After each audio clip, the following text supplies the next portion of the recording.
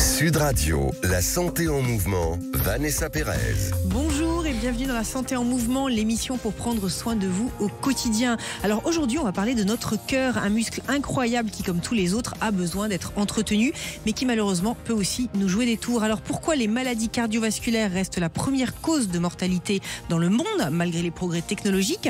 Comment nos comportements augmentent discrètement le risque de développer de telles maladies? Et surtout, que faire pour protéger son cœur au quotidien? C'est ce que nous tenterons de comprendre avec nos invités. La santé en mouvement spécial Préserver son cœur, c'est tout de suite et c'est sur Sud Radio. Sud Radio, la santé en mouvement, Vanessa Pérez. Et pour commencer cette émission, j'ai le plaisir de recevoir le professeur Emmanuel Messas. Emmanuel, bonjour. Bonjour. Vous êtes cardiologue médecin vasculaire à l'HESGP, donc à Paris. Alors tout d'abord, on aime bien commencer par un peu de sémantique dans cette émission. Il y a beaucoup de mots qui font peur quand on parle de maladies cardiovasculaires. Est-ce que vous pourriez nous préciser le champ d'intervention? Oui, les gens connaissent un peu, c'est l'infarctus du myocarde, la fameuse infarctus, l'AVC, l'attaque cérébrale.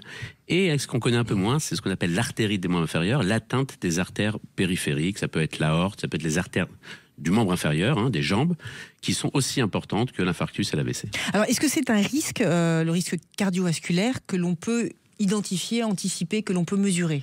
Oui, il y a beaucoup de scores de risque cardiovasculaire, mais bon, les gens connaissent les facteurs de risque cardiovasculaire, l'hypertension, le diabète, le tabac, le surpoids, l'âge et le sexe sur lesquels on ne peut pas travailler, mais ce sont les facteurs de risque importants, et bien entendu aussi le diabète. Et ce qu'on connaît moins aussi, c'est l'insuffisance rénale. Quand le rein fonctionne mal, ça peut donner des maladies cardiovasculaires. D'accord. Alors là, il y a une distinction qu'il est importante de faire, c'est la prévention cardiovasculaire primaire et secondaire. Est-ce que vous pourriez nous éclairer justement sur ces deux axes? Absolument. Pour nous, c'est deux mondes complètement différents et il faut que les auditeurs comprennent cela. La prévention primaire, ce sont des patients qui vont bien et qui n'ont jamais fait d'événements cliniques cardiovasculaires. Ils n'ont jamais fait d'infarctus, jamais fait d'AVC, jamais fait d'artérite, de problèmes vasculaires, mais on doit évaluer leur risque parce que parfois ils ont un très haut risque de faire un événement cardiovasculaire. Et donc il faut l'évaluer, l'identifier et le traiter et faire de la prévention. Ça, c'est la première partie. La deuxième partie, c'est la prévention secondaire. C'est des patients qui ont déjà fait un événement, infarctus, AVC, artérite, et là, il faut être traité de façon drastique les facteurs de risque, parce que c'est pas parce qu'on a fait un événement que c'est fini. Au contraire, ceux qui ont fait un événement cardiovasculaire ont un sur-risque de faire un deuxième événement. Et alors, c'est une pathologie dont on peut inverser la tendance à partir du moment où on sait effectivement qu'on est à risque. Comment on peut se positionner justement? Absolument. La définition d'un facteur de risque, c'est quand on traite ce facteur de risque, on diminue le risque de la maladie. Par exemple, ce qui est bien connu, l'hypertension artérielle. On sait que l'hypertension artérielle, c'est 11 millions de patients en France. Et le risque important, c'est l'AVC, c'est l'attaque cérébrale. Eh bien, en traitant cette hypertension, vous diminuez le risque d'AVC. Il y a des signes avant-coureurs. Alors, on en connaît beaucoup, mais dites-nous, c'est toujours bien de le rappeler, les signes avant-coureurs. Et justement, si on a ces signes, ce qu'il faut faire, ça c'est fondamental. Bien sûr. Alors, pour l'infarctus du myocarde, le signe avant-coureur, c'est la douleur thoracique. La douleur, la plupart du temps, commence par ce qu'on appelle l'angor, l'angine de poitrine, où les gens ont mal au thorax. Ça serre, ça fait mal au bras gauche, à la gorge, et ça vient à l'effort. Typiquement, lorsque vous marchez, lorsque vous montez les escaliers, vous avez une douleur qui apparaît et qui cède à l'arrêt de l'effort. Là, c'est un warning et il faut aller consulter parce que ça peut être effectivement les préludes d'un infarctus du myocarde. L'AVC, tout le monde connaît, trouble de la parole, trouble de la vision, trouble d'un membre de motricité. Ben là, bien entendu, il faut tout de suite consulter parce qu'il y a un risque d'attaque cérébrale. Enfin, ce qui est bien connu, c'est l'artérite. Mais l'artérite, c'est 1 million de patients en France. C'est des douleurs, des crampes à la jambe qui viennent là encore à l'effort et qui s'arrêtent à l'arrêt de l'effort. Et là, c'est important. Et les deux gros facteurs de risque, c'est le diabète et le tabac. Mais là, vous nous dites il faut aller consulter, mais parfois, ça peut être un peu trop tard. Donc, la crise, elle survient. Donc, c'est quoi? C'est le 15? Comment se comporter? Alors, en cas de doute, bien entendu, le médecin d'urgence ou le 15, aller aux urgences si, bien entendu, les symptômes sont graves et qu'il faut aller aux urgences, bien sûr. D'accord. Alors, on va revenir au traitement. Les traitements de référence que vous préconisez, les grandes molécules qui sont utilisées et peut-être ce qui nous attend en termes d'espoir pour les patients qui sont atteints justement de facteurs de risque. Alors, pour la chance dans maladie cardiovasculaire, c'est qu'on peut diminuer le risque, comme on l'a dit, et que ça peut se faire en prévention primaire sans médicaments.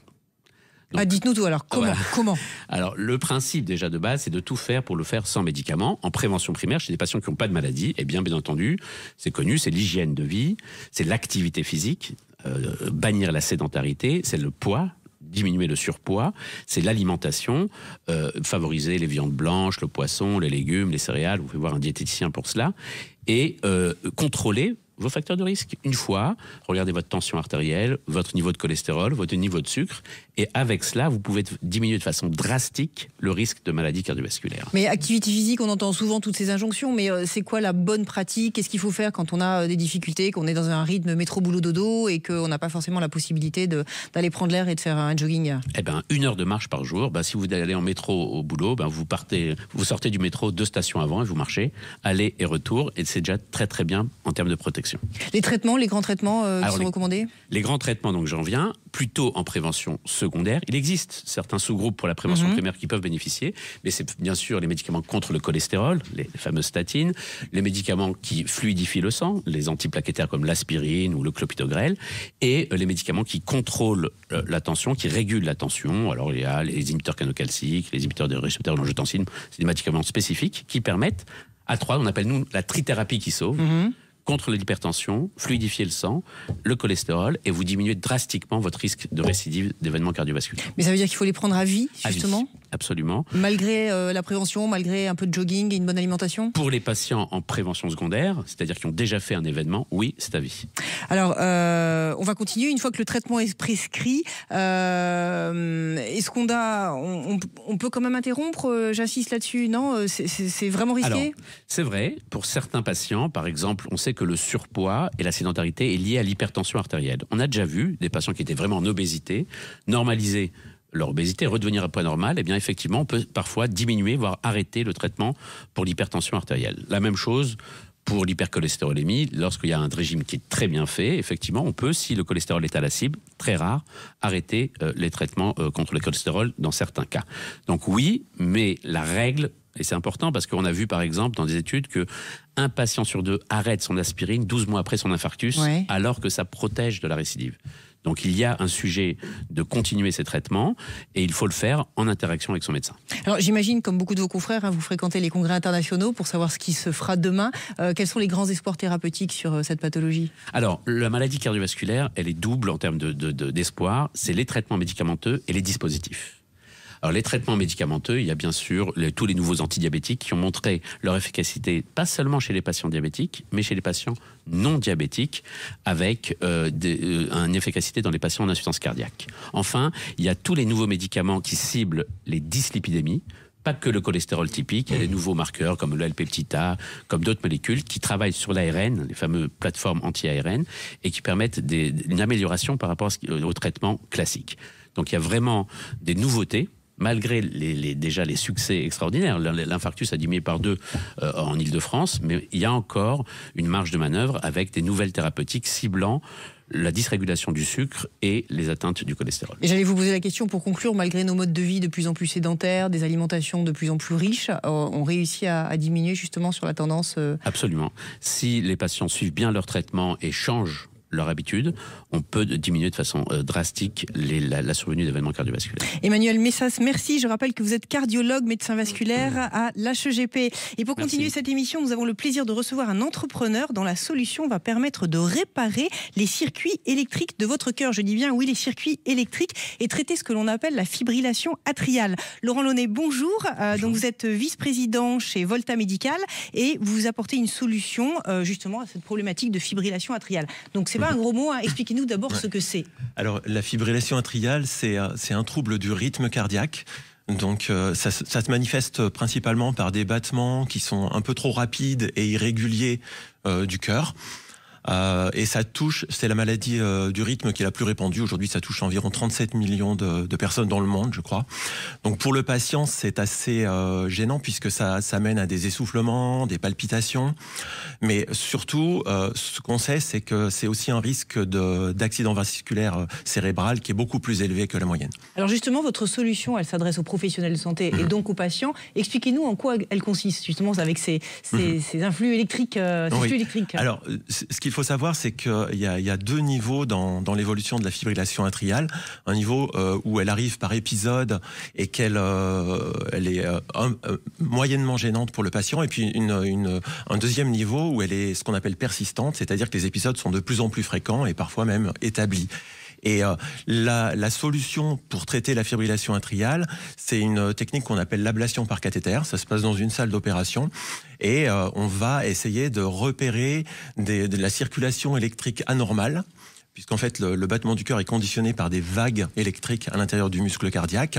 Et on sait que ces anomalies sont liées à la présence de foyers sur les parois du cœur qui se situent dans différentes régions.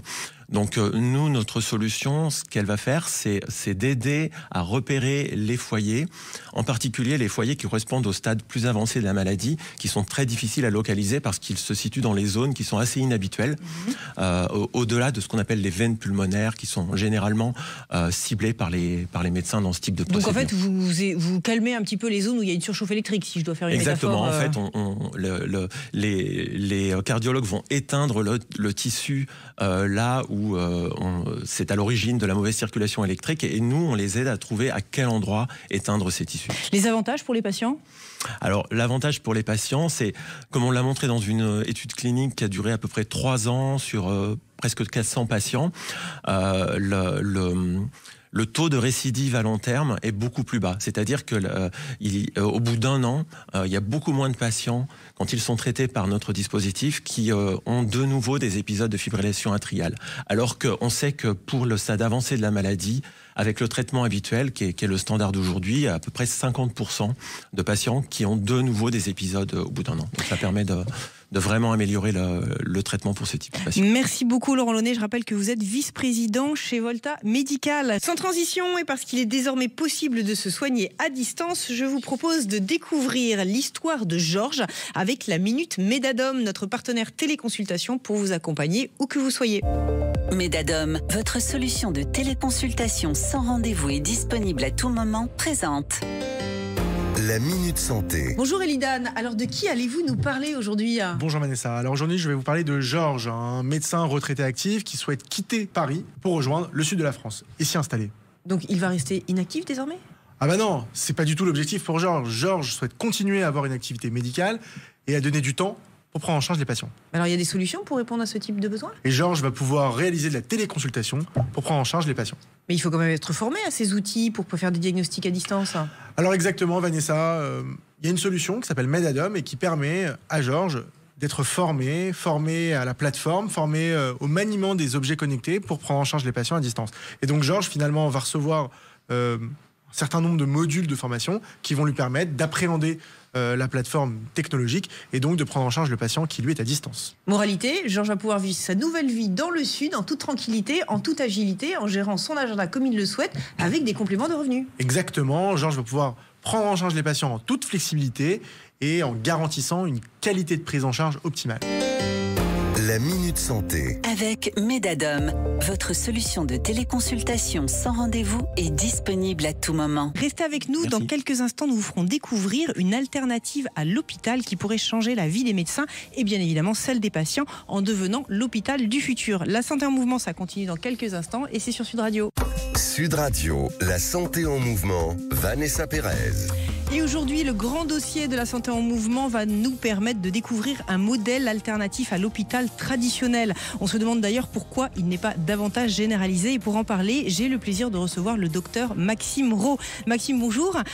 Vous êtes chef de service chirurgie vasculaire à l'hôpital Saint-Joseph et vous êtes titulaire d'un master en gestion et politique de santé. Et aujourd'hui, vous allez nous parler d'un modèle hospitalier du futur, j'ai envie de dire. Mais pour commencer déjà, expliquez-nous, quand on va se faire soigner, quels sont les types d'établissements justement ? On n'a pas forcément l'opportunité de se poser la question, Non, mais c'est vrai.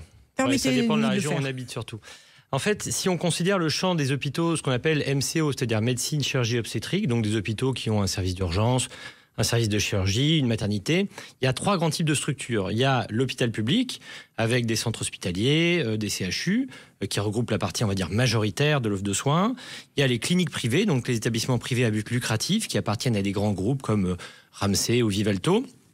Et il y a une 3e alternative dans laquelle moi je travaille, qui sont les établissements privés à but non lucratif, qu'on appelle des ESPIC, donc des établissements de santé privés d'intérêt collectif, et qui, je dirais, couvrent aujourd'hui environ 10% de l'offre de soins en France actuellement. Et donc un patient qui est dans une région, il ne se pose pas trop la question de savoir où il va devoir se faire soigner. Bien sûr, ça dépend de la région dans laquelle il habite. Il y a parfois dans une région uniquement une clinique privée qui gère la permanence des soins. Parfois c'est un ESPIC, parfois c'est un hôpital classique. Ça c'est vraiment en fonction de la géographie. Mais il n'y a pas vraiment de différence pour le patient en tout cas. Alors je vais rebondir justement sur ces établissements de santé privés d'intérêt collectif. Donc on va les appeler les ESPIC. Ça sera beaucoup plus simple. Il y a quand même des différences par rapport aux professionnels de santé, par rapport aux patients. C'est quoi les grands traits Alors les grands traits de ces établissements, c'est que c'est des établissements qui participent comme l'hôpital public au service public hospitalier. Donc le service public hospitalier, c'est la continuité des soins, c'est l'égal accès des soins pour tout le monde, la permanence des soins et à des prix opposables. Et en parallèle, ces hôpitaux, ce ne sont pas des hôpitaux publics, ils sont privés, donc ils n'appartiennent pas à l'État. Et ce qui leur confère en fait une sorte de liberté d'organisation et de gestion bien plus importante que des hôpitaux publics qui, je dirais, sont enserrés dans un carcan administratif assez strict. Donc une grande liberté d'organisation. Ils sont dirigés par des conseillers d'administration, souvent philanthropiques, qui sont des gens issus de la société civile. Et autre particularité, même si ce sont des établissements privés, eh bien, il n'y a pas de notion d'actionnaire, c'est-à-dire qu'il n'y a pas de dividendes à reverser à des groupes financiers. Et à partir du moment où il y a un exercice budgétaire qui est positif et des bénéfices qui sont créés, tout est réinvesti dans l'hôpital pour renouveler du matériel ou pour faire de l'intéressement au personnel. Donc en soi, pour les patients, ça n'a pas de différence puisque c'est du service public, mais de gestion privée. Alors j'ai le sentiment en vous écoutant que c'est quand même peut-être plus intéressant pour les professionnels de santé, pour les médecins, que vous avez peut-être plus de machines et une qualité de travail, un environnement de travail qualitatif, et peut-être même que l'établissement est rentable. Pourquoi ça ne se généralise pas plus ? Alors effectivement, il y a une certaine volonté de rentabilité puisque ces établissements ne peuvent pas être en déficit. Théoriquement, par rapport à l'hôpital public qui, lui, le peut, puisque il est géré par le Trésor public. Donc il y a une volonté, je dirais, de gestion financière rigoureuse qui est indispensable. Après, les médecins ne sont pas forcément mieux payés. Il y a des grilles de salaire qui sont à peu près les mêmes, qui sont peut-être un peu plus avantageuses dans les ESPIC en début de carrière, mais ensuite ça s'équilibre. Ce qui est finalement vraiment important comme différence, c'est que, étant donné que ce sont des structures privées, eh ben, elles ne sont pas soumises à l'espèce d'uniformisation qu'impose la fonction publique, des agents de la fonction publique hospitalière notamment. Il y a une possibilité en fait de différenciation dans la gestion des carrières des médecins, des infirmiers, des aides-soignants dans les ESPIC qui permet de valoriser certaines compétences, certaines pratiques, soit financièrement, soit par d'autres biais.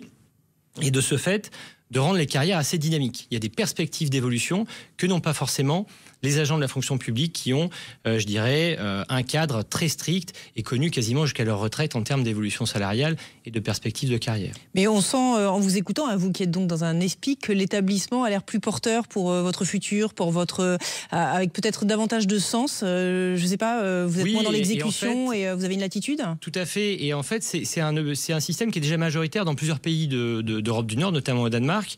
Et en fait, ça fait partie depuis une vingtaine d'années de toutes les recommandations sénatoriales, politiques, littéraires, de s'inspirer de ce modèle d'hôpital pour dynamiser la gestion de l'hôpital public. Et c'est vraiment déjà quelque chose qui est bien acté et qui est proposé à chaque fois, qui a été proposé récemment dans le rapport du Sénat de 2022 pour sortir l'hôpital de la crise. Le problème, c'est que ça se heurte à un temps politique, je dirais, qui n'est peut-être pas le bon moment en termes de réforme, et aussi une forme de corporatisme, peut-être des agents de la fonction publique qui n'ont pas forcément nécessité ou volonté de faire de tels changements. Et c'est une réforme qui est difficile à mettre en œuvre, mais qui, à mon sens, porte les germes de tout ce qui permettrait de dynamiser, de débureaucratiser et de libérer la gestion des hôpitaux pour véritablement rendre le service que doit avoir le public. Et c'est pas, je pense qu'il ne faut pas se cantonner à la notion de service public en soi, dans sa forme juridique, mais de service au public. Et mais on entend souvent cette phrase, il faut sauver l'hôpital public. Est-ce qu'on a vraiment envie de le sauver à travers tout ce que vous dites ? On connaît les solutions, on vous parlait des ESPIC. Est-ce qu'on a cette envie profonde ? Je pense qu'on a envie de sauver l'hôpital public, oui. Qui, les médecins ou alors les politiques ?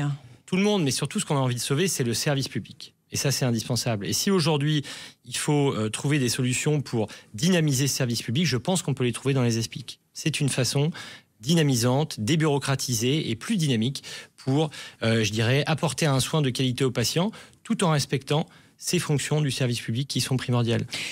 J'ai envie de me tourner vers vous, professeur Emmanuel Bessas. Vous êtes à l'HEGP, donc hôpital public. Quand vous entendez parler de cette gestion, est-ce que vous voyez quand même les différences, vous qui êtes de l'autre côté du système? Alors, nous, on connaît bien sûr l'ESPIC et ses qualités et ses, entre guillemets, ses limites. Mais c'est vrai que nous, au-delà du service public qui est commun à nous deux, on a aussi une obligation d'enseignement et de recherche. Alors, il y a un peu d'enseignement aussi dans les SPIC.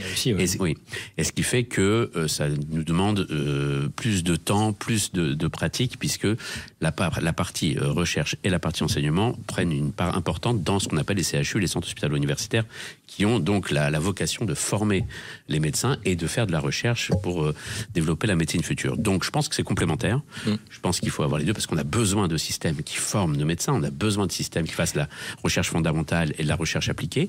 Mais on a besoin aussi de rendre service au public, et je pense que ces deux systèmes peuvent être tout à fait complémentaires sur tout le territoire français. Alors, Emmanuel ou Maxime, aujourd'hui, le métier de médecin suscite encore des vocations dans le cadre actuel, ou alors justement, si on modernisait définitivement, on créerait davantage de vocations et on créerait un regain d'intérêt pour la profession? Je pense qu'il y a toujours des vocations, parce que c'est une vocation qui naît généralement assez tôt dans la vie d'un étudiant collégien ou lycéen, donc il n'est pas encore confronté à ce genre de difficultés. Il peut être un peu découragé parfois par ses pairs. Je pense que malgré tout, effectivement, si on fluidifie les parcours et qu'on les simplifie, on aura peut-être moins de refus, ou en tout cas moins de départs. Parce qu'il y a des changements de vocation aussi en cours de route. Il y a plein de gens qui, à la suite de la crise du Covid, sont partis, ont décidé de faire un autre métier, et peut-être que par ras-le-bol, par non-reconnaissance notamment. Ça, c'est un des vrais sujets aujourd'hui.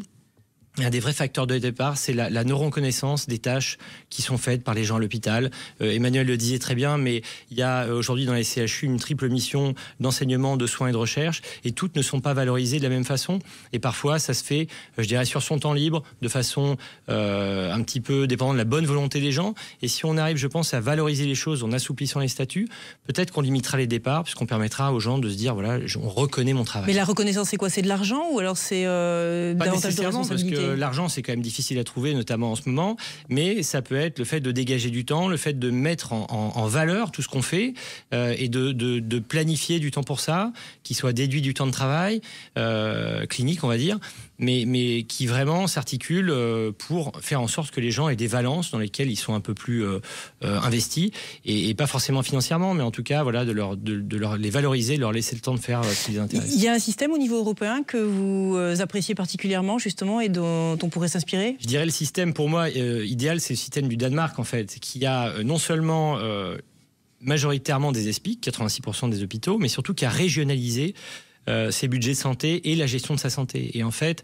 ça n'est plus centralisé avec cette espèce de hiérarchie pyramidale qu'on a aujourd'hui entre l'État, les ARS et les hôpitaux publics, mais qui a délégué aux régions et aux collectivités territoriales la gestion des budgets de santé et des hôpitaux, et qui, à mon sens, aujourd'hui, rapproche du lieu de travail, de lieu de décision. Et ça, c'est indispensable. Et c'est comme ça, je pense qu'on peut libérer des forces et de dynamiser la gestion de l'hôpital. Merci beaucoup Emmanuel, Laurent et Maxime pour vos éclairages. La santé en mouvement, c'est fini pour aujourd'hui. Retrouvez l'émission en podcast sur l'application Sud Radio et dès à présent sur YouTube. Et pour prolonger la discussion, on se retrouve sur vos réseaux sociaux préférés. Je vous souhaite une excellente fin de week-end et je vous dis à la semaine prochaine.